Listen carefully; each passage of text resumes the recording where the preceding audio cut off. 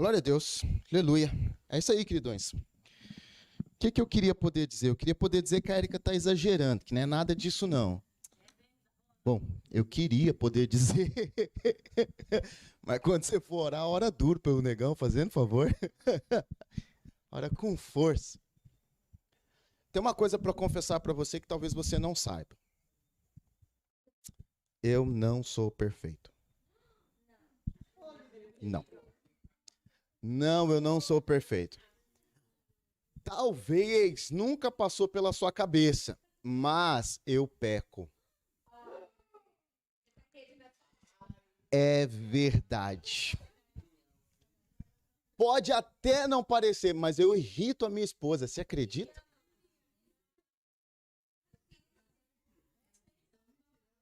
Pode até não parecer, mas eu irrito as minhas filhas. Talvez não tanto quanto a volta, mas meus olhos não são tão puros, meus lábios não são tão puros. Eis aqui um homem pecador. Talvez não seja assim com você, porque esse povo lindo, né? Eu sempre gosto de dizer, né? Você é muito mais bonito do que eu. Talvez você não seja tão pecador quanto eu. Mas uma coisa que o negão tem aprendido. As graças não. A graça, sim, a graça de Cristo, ela nos faz atravessar a ponte e voltar para Deus. Porque havia entre nós um abismo gigante. Mas papai resolveu esse problema como? Deitando Jesus sobre esse abismo. Então eu e você podemos passar por Jesus e voltar para papai. Glória a Deus por isso.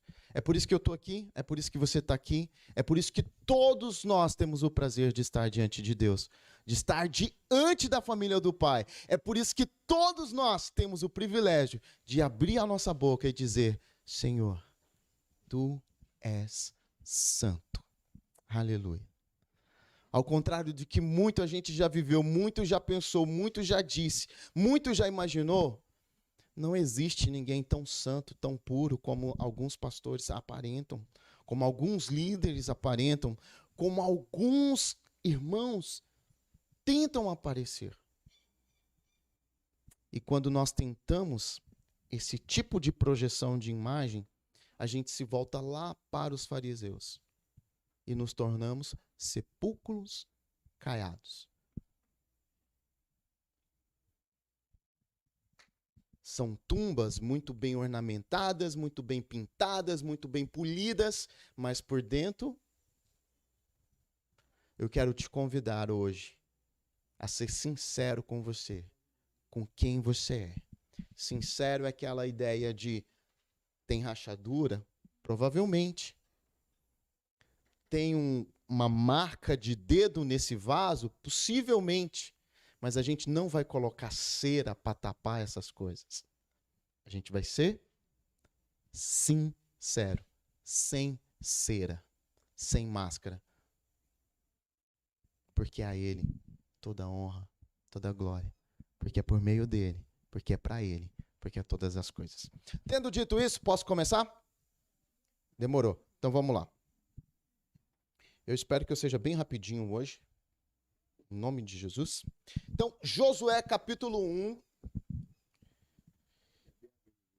Oh, cara, isso é tão lindo, meu. Meu Deus do céu, que homem.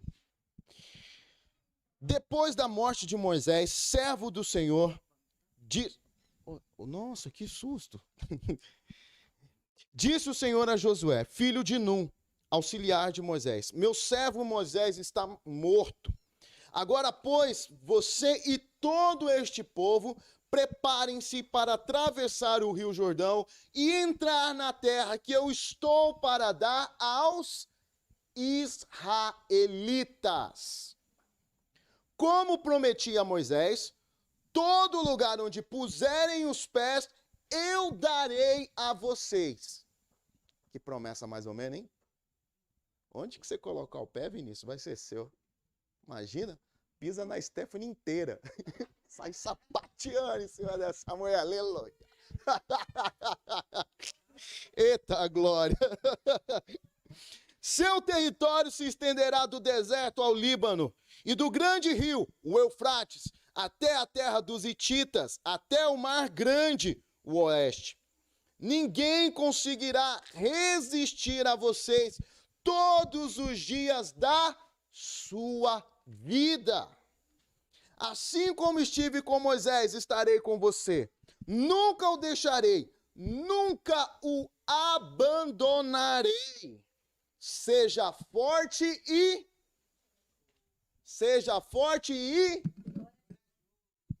porque você conduzirá este povo para herdar a terra que prometi sobre juramento aos seus antepassados. Há algum tempo eu estava pensando sobre o que compartilhar com você hoje e eu achei esse texto extremamente pertinente, uma vez que Deus já está falando com a gente várias vezes.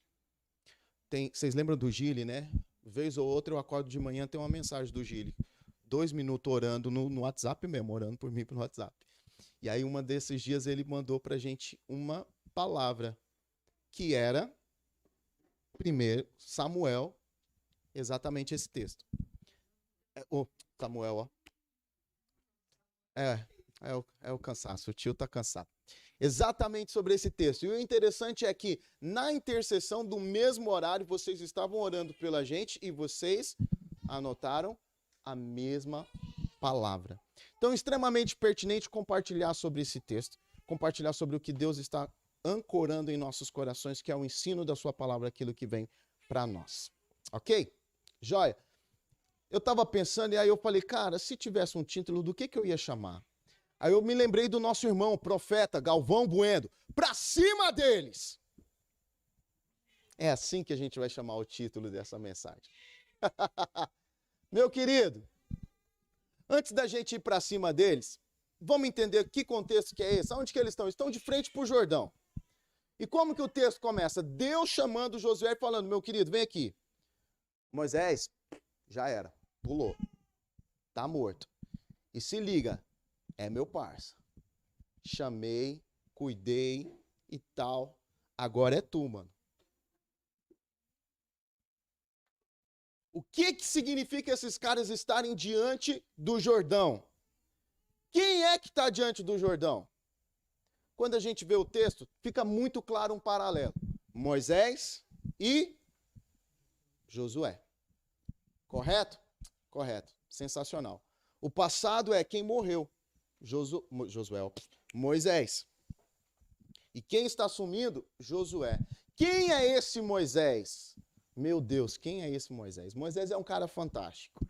É aquele menino daquele nascimento, milagroso. Você lembra? O rei da nação inteira manda matar todo mundo. Quem sobrevive? Moisés. Como que ele sobrevive? Surfando nas águas de um rio. Um rio qualquer? Não. Um rio cheio de crocodilo. E Moisés sobrevive. Você tá ligado com o jeito que é o Nilo, né, velho? O Nilo tem jacaré pra tudo quanto é que é lado. Jacaré não, tem crocodilo, tem uns animais cabulosos naquele esquema. Qual que é a ideia para manter o moleque vivo? Põe numa cesta e solta no rio. Eu não sei você, mas para mim isso é ideia de matar o moleque. Para mim é completamente o contrário. Mas é esse Moisés que a gente está falando, um cara que vive a partir de milagres, de coisas interessantíssimas. É a vida inteira dele que ele vê milagre? Não, não é. Porque ele tem esse nascimento espetacular e aí ele vai ser criado aonde? No palácio. Por quem? Pela filha do cara que mandou matar ele. Isso é fantástico. Isso é muito fantástico. Ele se torna príncipe. E ele é educado por quase 40 anos na melhor educação vigente. Ou porque ele era príncipe, obviamente. Aos 40 anos, ele tem as duas culturas. Tanto a cultura dos hebreus, nesse momento não são judeus, tá? Não se confunda, são hebreus, vindo lá de Abraão, a galera que saiu de Ur dos caldeus e tal, então por isso eles são chamados de hebreus. E ele conhece toda essa cultura porque foi apresentada para ele porque a mãe dele era a própria babá e cuidava dele durante esse tempo. E também conheceu todas as riquezas do Egito, toda a sabedoria, todo o conhecimento foi apresentado para ele, porque ele tinha a melhor educação. Esse mesmo cara se vê num movimento terrível, porque diante das duas culturas, por quem que ele opta? Pela cultura dos hebreus. E ele tenta defender um dos seus. Como que ele faz isso? Matando o cara, enterrando na areia. E aí, essa ação de defender alguém é descoberta. Ele precisa fugir.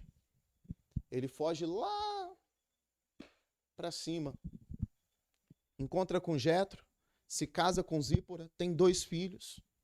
Em um momento Deus vira para Moisés e fala, cara, volta para lá porque eu quero que você liberte o meu povo.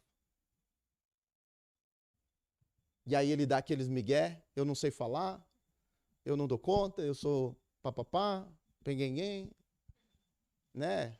Eu fico contextualizando isso assim, cara, eu sou preto, de família preta, sou pobre, de quebrada, de favela, eu não tenho dinheiro para ir para a faculdade, sou minoria, não sou não sei o quê, não sou não sei o quê, não sou não sei o quê, ou então eu sou branco, mas sou pobre, nunca tive dinheiro nenhum, não tenho condições, não tenho isso, não tenho aquilo. Você nunca ouviu esse tipo de coisa, né? Não, né? Você nunca falou esse tipo de coisa, né? Imagina. Ou então quando o cara é rico, não, é porque eu não tenho muito talento, minha família é toda boa, mas eu não tenho muito talento, não tenho muito dom. Meu irmão não, meu irmão é super bom. Meu irmão sempre faz umas coisas parará, ppp. Já ouviu isso também? Já, né? A gente tem mania de dar desculpa para as coisas. Moisés fez isso com Deus. Resolveu? Porque Moisés se tornou um líder fantástico a partir do momento que ele começou a obedecer a Deus. De que Moisés que a gente está falando? A gente está falando de um Moisés que sai do Egito, fugido de um exército matador, exterminador, viciado em guerra, com mais de 3 milhões de pessoas. Negão, como assim mais de 3 milhões de pessoas? A gente já está ligado nesse cálculo, né? São 600 mil homens, só homens. Se a gente faz o cálculo entre mulheres, criança e toda a cambada que vai, simplesmente a gente vai por um número de 3 milhões para mais de pessoas. Há quem diga que chega a quase 6 milhões de pessoas. Imagina essa galera toda no meio do deserto, só rocha. Hey! É esse o povo que Moisés está liderando. No meio desse processo todo, os caras estão para entrar na terra, dão uma mancada violenta, Deus fala, agora vocês não entram mais. Segura a onda, porque agora já era, vocês não entram mais. Vão ficar rodando aí até eu falar que pode entrar. 40 anos se dá essa brincadeira. Nesses 40 anos, esses quase 6 milhões de pessoas vê Moisés passar por cada experiência maravilhosa com Deus. Moisés é o cara que sobe para o monte e fica 40 dias lá. 40 dias o cara lá. Sem saber se comeu, se bebeu, se vestiu, sem nada.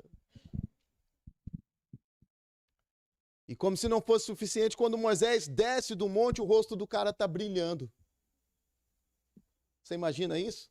Eu saí lá de casa assim, você não conseguiu olhar para o meu rosto? Brilhando assim? Ô, louco, suor. Olha que nojento. Ah,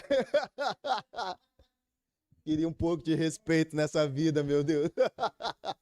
Moisés é o cara que desce do monte totalmente inundado pela glória de Deus, com o rosto resplandecendo.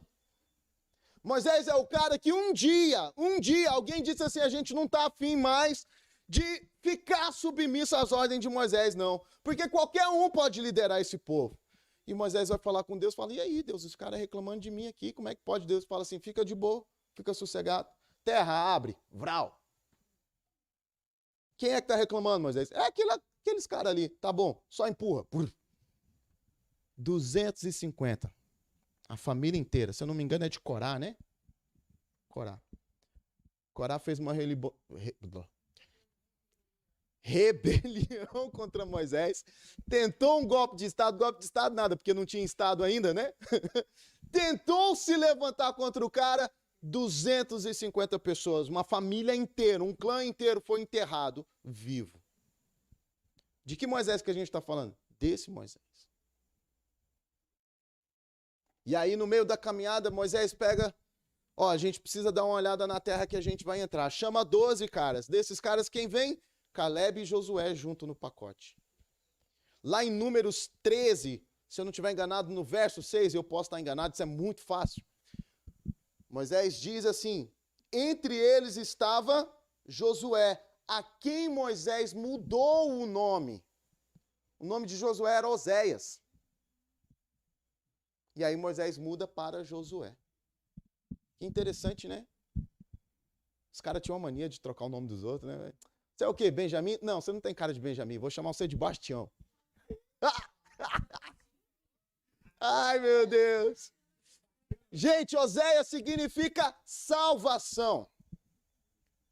Quando Moisés troca o nome de Oséias para Josué, ele diz assim, ó, não vai ser salvação, vai ser o Senhor é a nossa salvação. Josué é a mesma transliteração de Jesus, que tem a ver com Deus e a nossa salvação também. É a mesma ideia. Olha só que interessante. Josué é o cara que vai junto com os espias, e quando eles voltam de lá, a galera fala assim, pô, a terra é boa.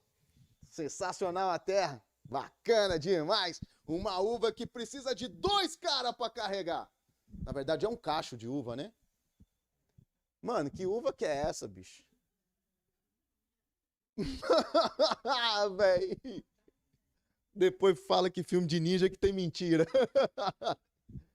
Cara, 2 homens para carregar um cacho de uva. Esse é o relato que os caras trazem. Hã? A terra mana leite, mana mel. Uma terra fantástica. Se a gente levar isso ao pé da letra, né? Uma terra que mana leite e mana mel. Fico pensando no leite saindo do meio da terra, né? O mel correndo na vala, assim. Ah. Meu Deus, o relato dos caras é muito bom, é fantástico. Mas no mesmo lance que os caras vão falando a terra é muito boa, o outro vira assim, você viu o tamanho do cara que tava lá? Quase 3 metros tem o cara. Descendente dos balaíns, aqueles gigantes terríveis. O cara carregava um cacho sozinho, com uma mão só. E ainda fazendo bíceps. Os caras são enormes, a gente vai morrer, a gente vai perecer, a gente vai morrer.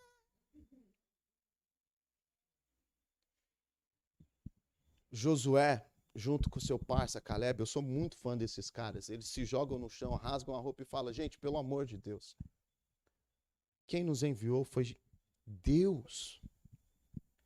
E Deus vai nos conceder essa terra. Você percebe o paralelo de quem está indo e quem está chegando? Moisés é um cara fantástico, mas Josué é um cara legal pra caramba. Sou muito fã de Josué. E quando Deus está chegando para Josué, ele está dizendo o seguinte, cara, nós estamos juntos.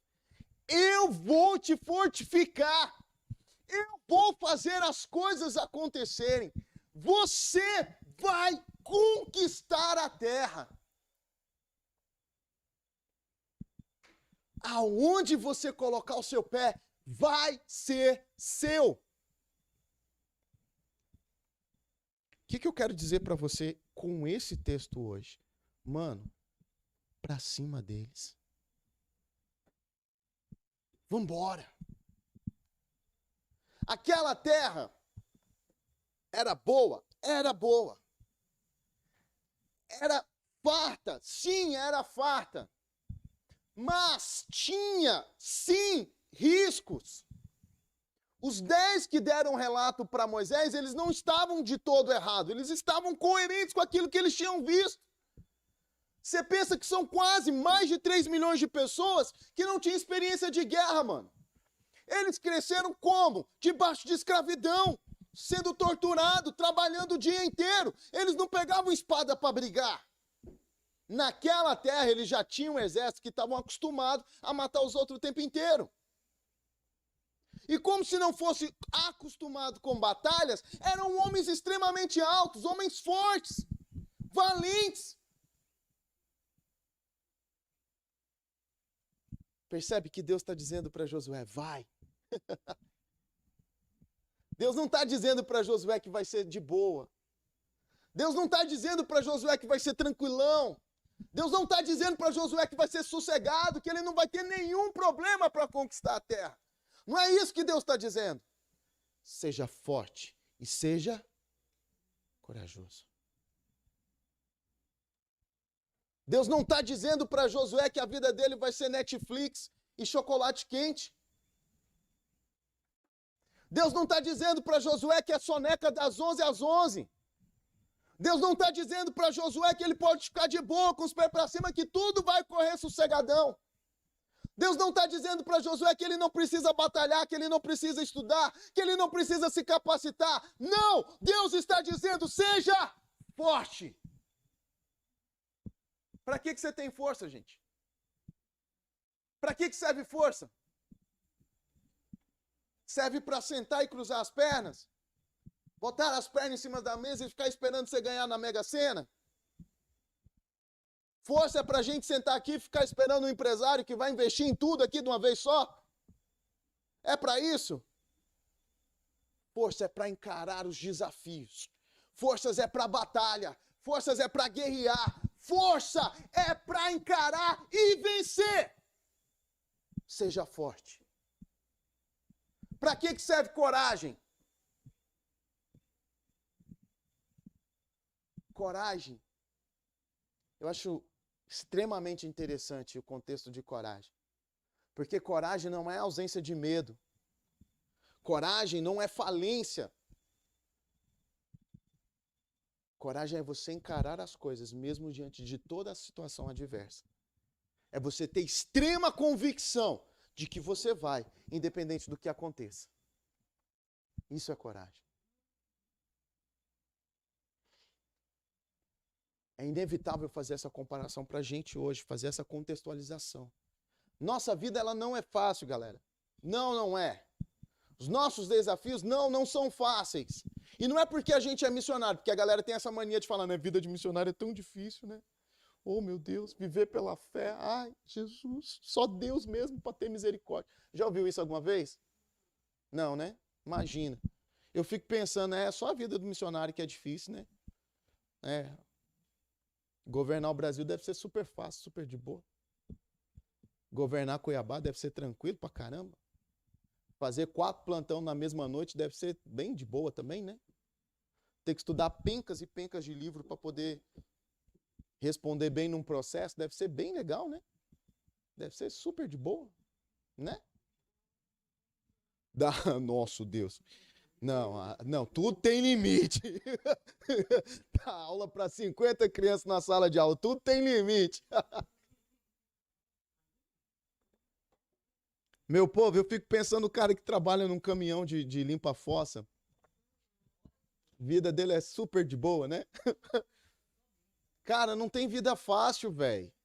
Cada um sabe aonde que aperta o pé, aonde que tá o calo. Cada um sabe onde que tá os seus problemas, onde que tá as suas dificuldades. Mas eu tenho uma novidade, seja forte, mano, seja corajoso. Bora pra cima deles. Eu falei sobre o lance da minoria, né? A gente vive uma época de um discurso, tão chato, que fica criando mentiras na nossa cabeça. Não pode falar isso porque ele é assim, porque ele é assado. Não tô aqui querendo defender preconceito ou nada desse tipo. Mas, cara, a vida é difícil, tudo é difícil. Você é preto, cara. Mano, não tem pra onde correr. Eu era adolescente, sabe quantos Baku? Baku é quando a polícia te aborda, sabe? Porque lá no Goiás a gente chama de Baku, não sei como é que chama aqui. É o bote. Agora é bote que chama? Eu já tô velho, não faço mais essas coisas. Mas quando era adolescente, cara, era quase que 1 por mês. Velho, eu entrava no supermercado e o segurança do supermercado saía me seguindo. Por que você acha? Né? Tinha cabelo, né? Tinha cabelo. Existe um histórico atrás da raça negra, não tem como negar. Nevar, não.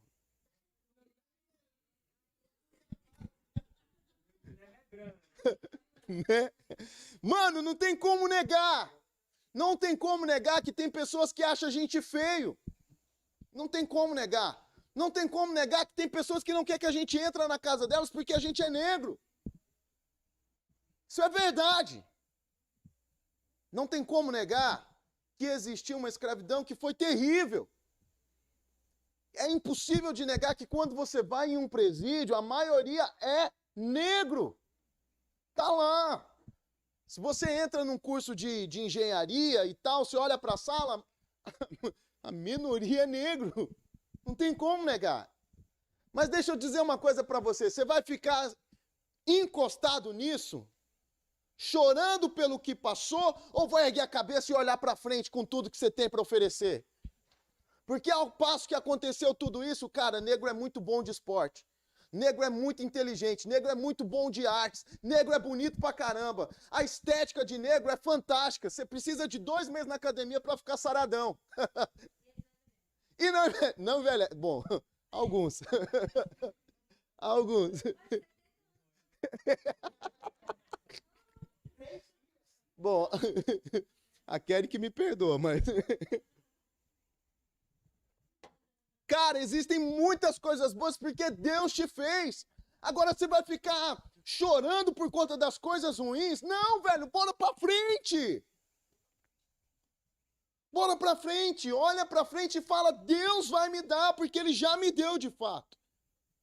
E eu não estou falando de teologia de prosperidade ou coisas desse tipo, eu estou falando de vencer naquilo que Deus tem projetado para você. No nosso contexto de base, os nossos desafios são incríveis. A gente tem que construir casa sem dinheiro, né, Maxwell? A gente tem que construir prédio sem grana nenhuma, sem onde saber de onde vem. Mas deixa eu te dizer uma coisa. Seja forte, seja corajoso. Não interessa de onde que vem a grana. Papai falou para você fazer, vai embora. Só para contar e ilustrar o que eu vivi sobre esse processo, quando eu estava lá na ETED, 1900 e bolinha lá atrás, quando as cores das calças eram coloridas. Não. Nem tanto, mestre, nem tanto. É um pouco para trás ainda. Um pouco para trás. Cara, o que acontecia? Lá na minha TED, eu ouvi os caras falar sobre fé. E eu ouvi os caras falar que, mano, para você ver as coisas acontecerem, não adianta você ficar no concreto, ou seja, não é que você tá no piso não, tá? É nas coisas que você consegue ver. Porque fé é o fundamento do que não se vê. Então, para acontecer, você precisa colocar o pé. E aí eu ouvi a história dos caras que viajavam sem grana, eu ouvi a história dos caras que oravam e as pessoas curavam e tal, e naquela coisa toda, terminei a minha TED, Jesus falou assim, você vai para a China. Eu falei, senhor tá doido, não tem dinheiro nenhum, como é que eu vou para a China? Na queda de braço com ele, adivinha quem ganhou? Bom, ele ganhou, com certeza ele ganhou. Todas as dívidas que eu tinha ele pagou, comprou minha passagem e tudo, e me mandou ir para a China. Só que tinha um detalhe, Miriam. Acho que tem uma galera aqui que não aguenta mais ouvir essa história. Mas tem gente nova, eu vou contar então. Pagou passagem, pagou as dívidas, pagou tudo. Só não pagou a campanha, que era $800. Para eu poder sair no avião e embarcar, teria que ter o dinheiro da campanha. E eu não tinha. A gente levantava 3 horas da manhã para se arrumar e sair para o aeroporto. A galera olhou para mim e falou, você vai, negão? Eu falei, vou. Jesus falou que eu vou. Arrumei minha mala, coloquei as coisas. 3 horas da manhã a gente se levantou, peguei minhas coisas. Entrei no carro, fui para o aeroporto. Embarquei de Goiânia para Brasília, de Brasília para São Paulo, que era a escala. Cheguei em São Paulo, a galera falou, vamos fazer o check-in. Fui para a fila do check-in, tá lá. Botei minha mala no chão, sentei na mala, peguei o violão e comecei a tocar. Daquele jeito de negão, né? Cabelo grandão, parecendo Djavan, fazendo um esquema. Tô no aeroporto, fazendo viagem internacional, né? Fazer o quê? Negão pode, mano. Sem um centavo no bolso. A líder da campanha chegou pra mim e falou assim, ué, tô reparando aqui, você não pagou a campanha ainda? Eu falei, pois é, né? Não paguei. Ela falou, você é doido? E você tá sentado tocando violão tranquilo desse jeito? Se você não pagar a campanha, você não sai daqui. Galera, eu tô em São Paulo, em Guarulhos, com 19 anos, sem nunca ter saído de Goiânia direito. Saí, mas saí com a família, de carro e tal e tudo. Primeira vez viagem de avião, tô em Guarulhos, esperando dinheiro para pagar a campanha. E ela fala que se não pagar a campanha, eu simplesmente não saio de lá. Eu falei, olha, tudo que eu podia fazer eu fiz, agora eu vou esperar em Deus. Crente, né? Aleluia. Eita, chanais. Tá. Peguei, saí de lá, liguei para minha tia, isso era meio-dia. Falei, tia Joana, como é que tá o esquema aí? Já saiu a grana? Ela falou, meu filho, pelo amor de Deus, você ora, porque tá complicado. Tudo que eu peguei foi um cheque pré-datado, talvez não tenha nem fundo, não tem nada pra gente fazer, não sei como é que vai fazer. Eu falei, fica tranquila, Deus vai fazer, de boa. Ela falou, meu filho, que bom que você tá tranquilo, glória a Deus. Então tá, fica orando aí que eu vou orar daqui. Ela desligou o telefone, na hora que eu desliguei o telefone, eu falei, tô em São Paulo!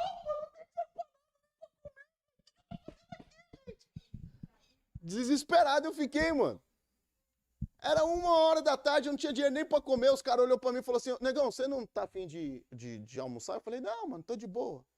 Tô tranquilo. Tem certeza que você não quer ir? A gente tá indo pro McDonald's. Eu falei, não, mano, tô tranquilão, tô de boa. Véi, isso é 2006, McDonald's 2006 em Guarulhos. Você é doido?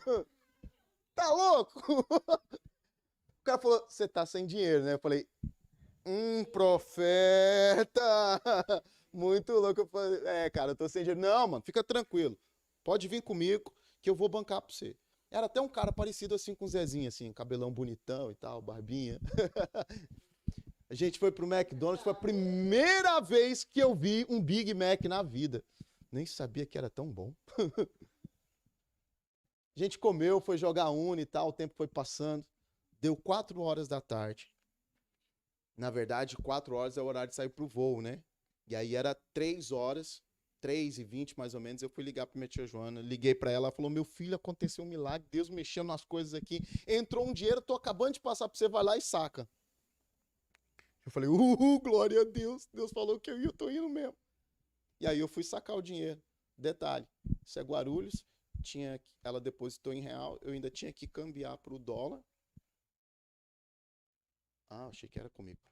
Fui mudar para o dólar e tal. Quando eu consegui fazer essa coisa toda, a fila do embarque já estava para mais da metade. Eu cheguei com dinheiro para a mulher e falei, toma esse trem aqui.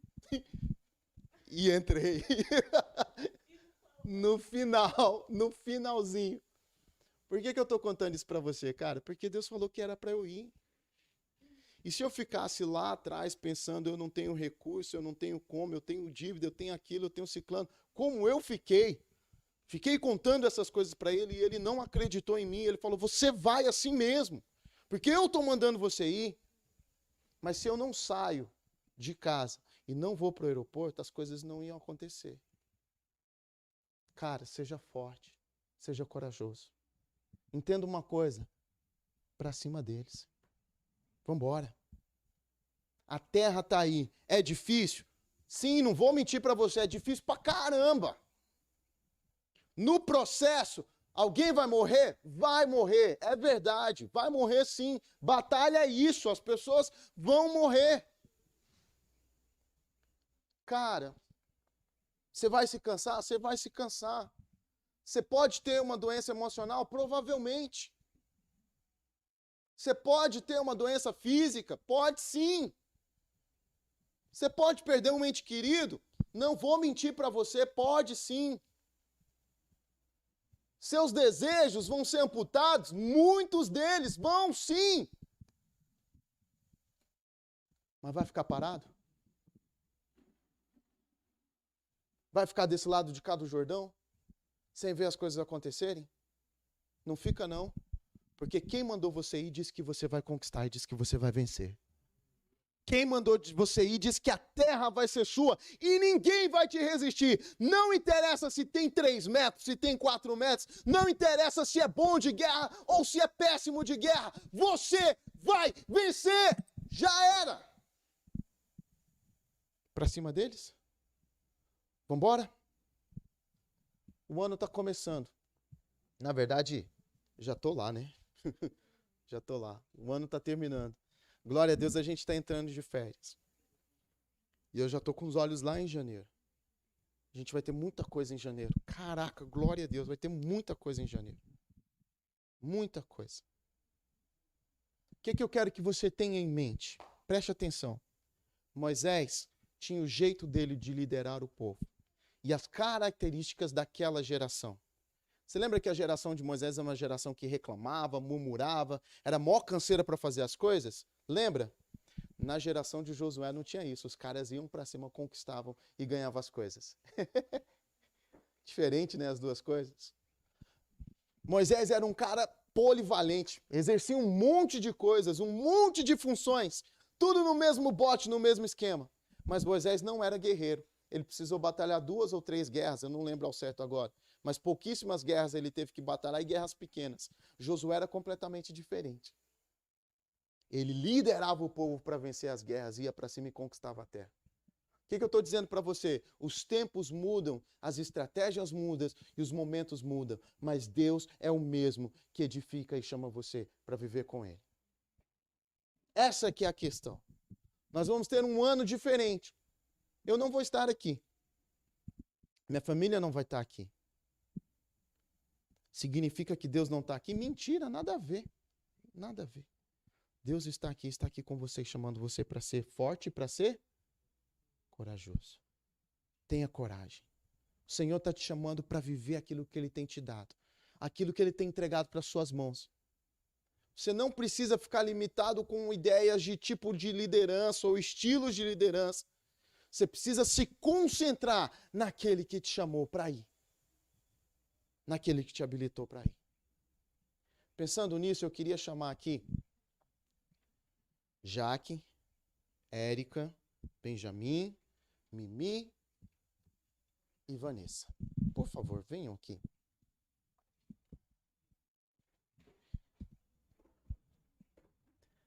Você se lembra que nós passamos uma semana orando?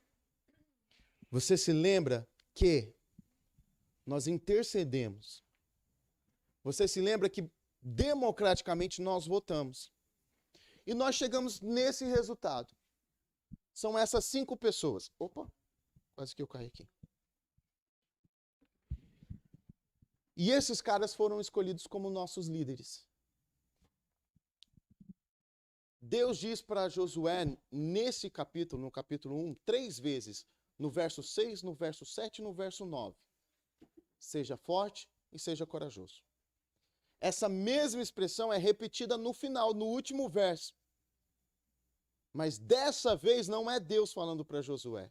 É o povo falando para Josué e dizendo o seguinte: Josué, a gente vai contigo. A gente vai fazer tudo o que você falar. Do mesmo jeito que a gente foi com Moisés. Você só precisa ser forte e corajoso. Mas não para por aí. Eles dizem o seguinte: todos aqueles que se rebelarem vão sofrer as consequências dessa rebelião. Uma coisa que eu queria dizer para você, sem medo de errar, baseado no que a Bíblia ensina. Se você se rebelar contra esses caras, por favor, sofra as consequências da sua rebelião. Deus tem nos chamado para ser fortes, para sermos corajosos, para conquistarmos aquilo que Ele tem nos dado. Não é para a gente ficar com intriga, não é para a gente ficar com porfia, não é para a gente desviar os nossos olhos do nosso coração e sair do foco. Abençoe a vida desses caras, assim como eles precisam abençoar a sua vida. Galera, uma vez, uma discipuladora minha, ela disse o seguinte: Alex, você foi chamado para liderar. E na época, para mim parecia muito estranho, embora eu já tivesse liderado muitas vezes. Mas ela disse assim: mas tem uma coisa que eu quero dizer para você. Liderança não é um ambiente fácil. É um ambiente onde você vai se sentir sozinho, mesmo estando rodeado de uma multidão. Eu olhei para aquilo e lá dentro de mim eu ri. Eu falei, nada a ver. Nada a ver. Olha só que ideia, mano. Líder sozinho. Onde que você já viu isso? Todo... Ela estava certa. Não é fácil. Mas o Senhor tem chamado vocês para serem fortes e para serem corajosos. O Senhor tem chamado vocês para vencerem, porque Ele já conquistou a batalha de vocês. Aonde vocês colocarem os pés de vocês, vão ser de vocês. É promessa. Promessa. Ele está junto com vocês. Nós temos que ser para cima deles. Vamos embora? Queria que você ficasse de pé. Queria que você estendesse a mão para essa galera aqui. A gente pudesse orar por eles. Na sequência, a gente vai continuar no mesma vibe. Vocês vão estender as mãos para eles e a gente também vai orar por eles. E nós vamos suportar todos nós em oração. Esse é um processo simbólico, preste atenção. É um processo de separação de fato. É um símbolo. Esses caras estão sendo ungidos para serem líderes. Nós estamos sendo ungidos para sermos fortes, para sermos corajosos naquilo que Deus tem nos dado. Amém? Senhor, nós clamamos ao Senhor. Sabemos das nossas dificuldades, sabemos das nossas falhas, sabemos de todas essas coisas que são difíceis. Sim. Mas sabemos que o Teu Espírito nos convence de toda a verdade e nos guia no caminho eterno. Que o Senhor venha sobre esse grupo, Pai. São pessoas fantásticas, são pessoas maravilhosas que eu respeito, que eu amo, que eu admiro. Que o Senhor venha sobre essa base que é um povo doido demais, um povo super da hora. Eu curto essa galera. Eu sei que o Teu Espírito está sobre nós. Eu sei que a verdade do Senhor está sobre as nossas vidas. Que o Senhor nos guie a toda a verdade, a tudo que é o Senhor, a tudo que o Teu coração tem compartilhado conosco, a tudo que tem sido a Tua vida sobre nós. Em nome de Jesus. Amém. Deus abençoe vocês, viu? Em nome de Jesus. Cara, quando eu falo desse povo aqui, sem demagogia, eu os amo e eu os admiro. Você pode sentar. São os caras que têm o coração em Jesus, são os caras que têm testemunho, são os caras de verdade. E quando eu falo de você, meu querido obreiro dessa base, eu também falo sem demagogia. Eu acho fantástico o testemunho de vocês. Sério, sem brincadeira. Tem muitas bases por aí que os caras têm 200, 300 obreiros. Mas a galera que faz são poucos. São poucos. Tem muitas igrejas por aí que tem 2.000 membros, mas a galera que está ativa são poucas. Tem uma coisa que acontece nessa base que enche o meu coração. Quando a gente fala de fazer qualquer coisa, sai gente dos buracos. E não é para se esconder, é para perguntar o que eu posso fazer. O que dá para fazer. Eu admiro vocês demais pelo coração de servos que vocês têm. Pela garra e pelo desejo de servir Jesus. Aprendendo o que não sabe, fazendo o que nunca fez, amando Jesus de verdade. Obrigado pelo serviço de vocês. Obrigado por abençoar a minha vida, obrigado por abençoar a minha família em todo esse tempo. Deus abençoe vocês. Amém? Eu acho que não tem mais nada para eu falar aqui. Se eu ficar falando aqui, eu vou ficar enchendo o saco. Então, Gabi, vem aqui, fala das coisas que tem para falar, ora e termina o culto, fazendo favor.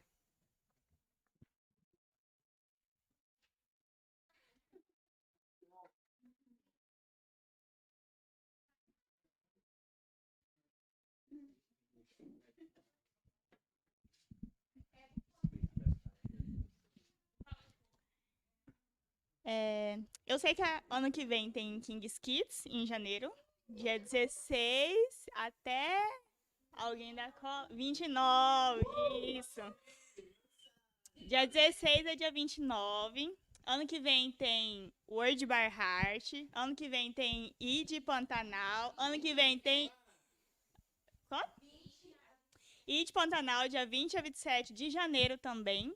A ETED, dia 4 de fevereiro. 8 de fevereiro, isso, dia 8 de fevereiro.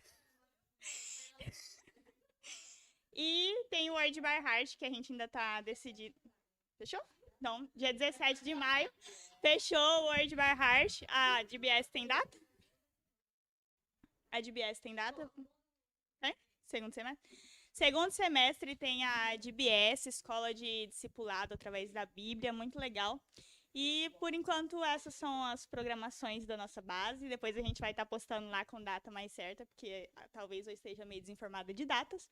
Mas eu sei o que tem, não lembro as datas. Mas vamos orar para finalizar o nosso último culto do ano, que amanhã a gente está de férias. Amém. Deus, obrigada, Pai, por esse ano. Obrigada, Pai, pela tua graça, pela tua misericórdia. Porque apesar dos pesares, das dificuldades, questões de pandemia e tudo mais, o Senhor tem nos sustentado até aqui, Pai. Obrigado porque o Senhor não tem nos deixado desanimar, o Senhor tem nos fortalecido. Obrigada pelas coisas novas que fizemos esse ano, pelas coisas novas que cada um vivenciou contigo esse ano, Pai. Obrigada mesmo pela tua graça, pela tua misericórdia para conosco. Porque o Senhor nos ama e continua cuidando de cada detalhe, Pai. Obrigada mesmo, Pai, que o Senhor continue nos sustentando e abençoando, nos dê um tempo de férias para cada um de descanso, de renovar mesmo as forças, que ano que vem tem mais e tem muitas programações, e que nós não nos percamos. Lembremos que o Senhor é o centro de tudo e que o Senhor possa estar nos guiando, Deus. Amém. E é isso, culto encerrado.